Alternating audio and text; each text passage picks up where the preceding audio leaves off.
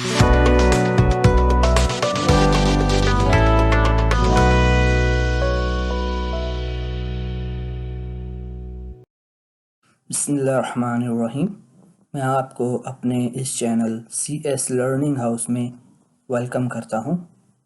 आज की इस वीडियो में हम CSS सीरीज़ की वीडियो नंबर 2 देखेंगे, जिसमें हम CSS सेलेक्टर्स के बारे में पढ़ेंगे।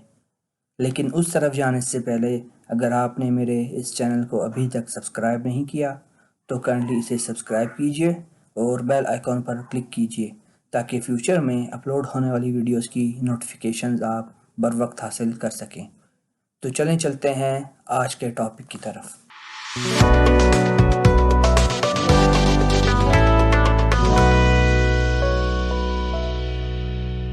CSS सेलेक्टर्स हम यूज़ करते हैं किसी भी HTML एलिमेंट को फाइंड और सिलेक्ट करने के लिए जिस एलिमेंट में हम स्टाइल देना चाहते हैं। फॉर एग्ज़ाम्पल, मेरे पास एक पैराग्राफ का एलिमेंट है HTML डॉक्यूमेंट में और मैं उसमें स्टाइलिंग करना चाहता हूं, तो मैं उस एलिमेंट को 3 तरीक़ों से सेलेक्ट कर सकता हूं। पहला तरीका है टैग नेम, दूसरा तरीका है ID एट्रीब्यूट के ज़रिए से और तीसरा तरीका है क्लास एट्रीब्यूट को यूज़ करते हुए मैं उस एलिमेंट को सेलेक्ट कर सकता हूं। तो देखते हैं हम कि इन टैग को हम कैसे यूज़ कर सकते हैं। तो चलते हैं हम अपने एडिटर में। एक सिंपल सा HTML डॉक्यूमेंट मैंने बनाया है और मैं यहाँ एक टैग बना लेता हूँ पैराग्राफ का और यहाँ लिख लेता हूँ दिस इज़ फर्स्ट पैराग्राफ। मैंने इसे क्लोज़ किया। इसका आउटपुट चेक करते हैं। अब हम इस पैराग्राफ में स्टाइलिंग करना चाहते हैं, तो हम क्या करेंगे? सबसे पहले हमें इसे कॉल करना होगा, इसे सिलेक्ट करना होगा। तो जैसा कि मैंने अभी थोड़ी देर पहले कहा था कि हम किसी भी HTML एलिमेंट को 3 तरीक़ों से सिलेक्ट कर सकते हैं। पहला है टैग नेम। तो टैग नेम देखते हैं हम। ये जो मैंने टैग एलिमेंट यूज़ किया है ये पैराग्राफ है, तो मैं इसे कॉल करना चाहता हूँ, इसे सिलेक्ट करना चाहता हूँ। तो मैंने यहाँ लिखा P स्टैंड फॉर पैराग्राफ। करली ब्रैकेट्स मैंने स्टार्ट की। करली ब्रैकेट्स में मैंने प्रॉपर्टी नेम लिखना है कि मैं क्या प्रॉपर्टी अप्लाई करना चाहता हूँ।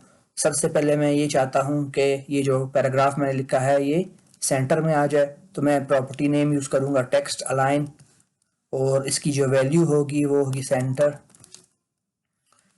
नेक्स्ट प्रॉपर्टी मैं अप्लाई करना चाहता हूँ तो मैं सेमीकोलन यूज़ करूँगा सेपरेट करने के लिए और यहाँ नेक्स्ट प्रॉपर्टी लिखूँगा मैं कलर की, colour is equal to red.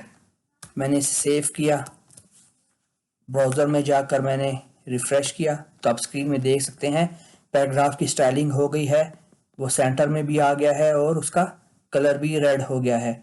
एक तरीका तो ये है कि आप किसी भी टैग नेम से उसे सिलेक्ट कर लें। अब मैं दूसरा तरीका यूज़ करता हूँ, इसे मैं कमेंट कर लेता हूँ। इस बार मैं इसे ID से सेलेक्ट करूँगा, तो मैं यहाँ पैराग्राफ में ID का एट्रीब्यूट यूज़ करता हूँ और इसे कोई भी नाम दे देता हूँ मैं P1। ये आपके अपनी मर्ज़ी है कि आपने ID का नाम क्या देना है। ID को कॉल करने के लिए जो हम सिंटैक्स यूज़ करेंगे वो है हैश का साइन और ID का नाम लिखेंगे। ID का नाम है P1 करली ब्रैकेट स्टार्ट और बाकी सिंटैक्स वही होगा टेक्स्ट अलाइन। इस बार मैं इसको राइट कर लेता हूँ और कलर ब्लू कर लेता हूँ। मैंने इसे सेव किया। ब्राउज़र में गया मैं, इसे मैंने रिफ़्रेश किया तो आप स्क्रीन में देख सकते हैं पैराग्राफ राइट साइड पर चला गया है और इसके जो फ़ॉन्ट का कलर है वो ब्लू हो गया है। इसे भी मैं कमेंट आउट कर देता हूँ।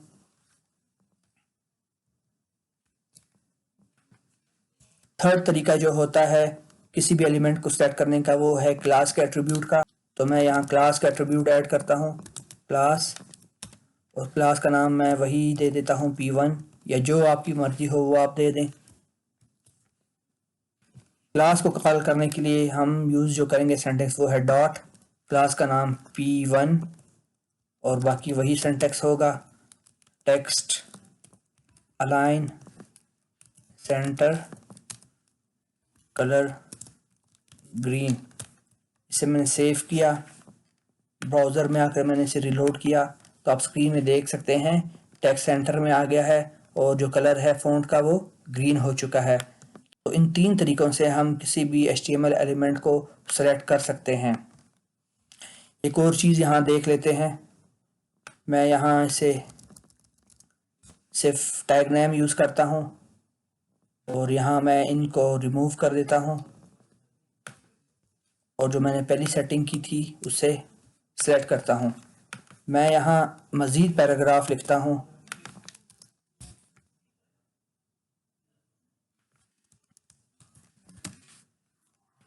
एक और लिख लेता हूँ। इसे सेव किया मैंने,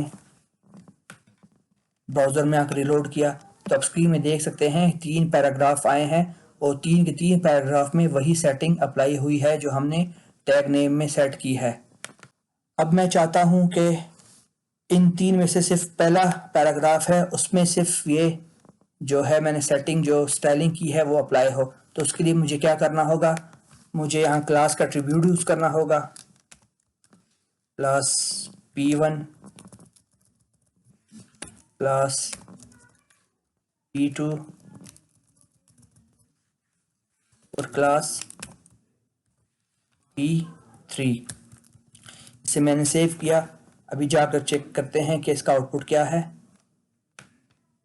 तो आप स्क्रीन में देख सकते हैं कोई इफेक्ट नहीं हुआ क्योंकि जो सेटिंग है ये तीनों पैराग्राफ में अप्लाई हो रही है। लेकिन अभी मैं चाहता हूं कि वो सिर्फ फर्स्ट पैराग्राफ में अप्लाई हो।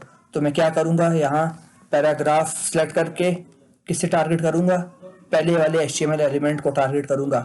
पहले वाले HTML एलिमेंट की जो क्लास है वो P1 है तो मैंने .P1 लिखा, इसे सेव किया, ब्राउज़र में आया, रिफ़्रेश किया तो आप स्क्रीन में देख सकते हैं सिर्फ वो जो मैंने स्टाइलिंग की है वो सिर्फ पहले पैराग्राफ में अप्लाई हो रही है।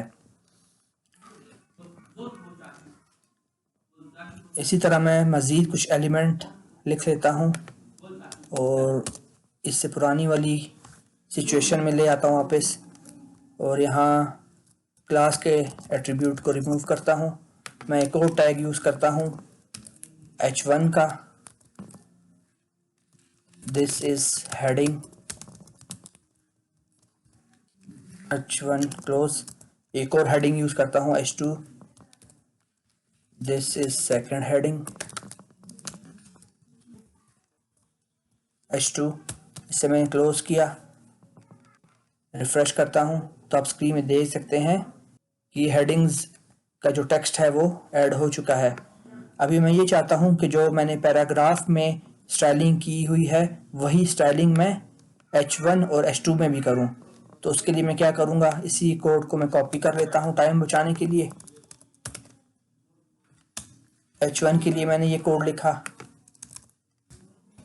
और H2 के लिए भी यही कोड लिखा। इसे मैंने सेव किया, ब्राउज़र में आकर रिफ़्रेश किया तो आप देख सकते हैं वही जो मैंने स्टाइलिंग की है वो इन तीनों लाइंस में अप्लाई हो चुकी है। आप देख सकते हैं कि मैं इन तीनों एलिमेंट के लिए एक ही प्रॉपर्टी नेम यूज़ कर रहा हूँ। पैराग्राफ में भी टेक्स्ट अलाइन सेंटर है, कलर रेड है, H1 में भी text align centre colour red है और H2 में भी टेक्स्ट अलाइन सेंटर और कलर रेड है। तो मैं अपना टेक्स्ट बचाने के लिए कि मुझे इतना टेक्स्ट ना लिखना पड़े, मैं सिंपल क्या करूँगा, मैं इसे रिमूव कर देता हूँ और यहाँ कॉमा H1 कॉमा H2। अभी ये जो प्रॉपर्टीज़ हैं टेक्स्ट अलाइन की और कलर की, ये इन तीनों HTML एलिमेंट पर अप्लाई होंगी। मैंने इसे सेव किया, ब्राउज़र में आया, रिलोड किया तो आप देख सकते हैं कि कोई फ़र्क नहीं पड़ा। तो ये जो मैंने स्टाइलिंग की थी ये तीनों एलिमेंट्स में अप्लाई हो चुकी है। उम्मीद करता हूँ कि आपको ये CSS सेलेक्टर्स के बारे में समझ आ चुका होगा। अगर आपको मेरी ये वीडियो पसंद आई हो तो काइंडली इसे लाइक कीजिए, कमेंट कीजिए और शेयर कीजिए। अपने नेक्स्ट वीडियो में CSS के नेक्स्ट टॉपिक को लेकर आपकी खिदमत में पेश होऊंगा। तब तक अल्लाह हाफिज़।